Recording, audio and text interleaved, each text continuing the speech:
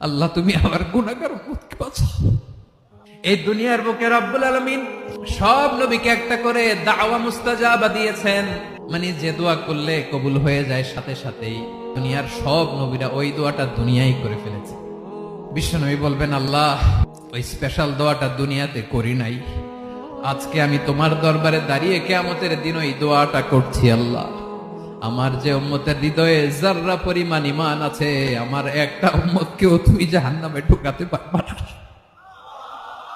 বিশ্বনবী পাগলের মতো একবার হাউজে কাউসারে যাবেন, একবার সিরাতে যাবেন, একবার পুলসিরাতের দিকে, একবার হাউজে কাউসারের দিকে, পাগলের মতো দৌড়াতে থাকবেন। তার কোন গুনাহগার উম্মত যাতে জাহান্নামে ঢুকে না যায়।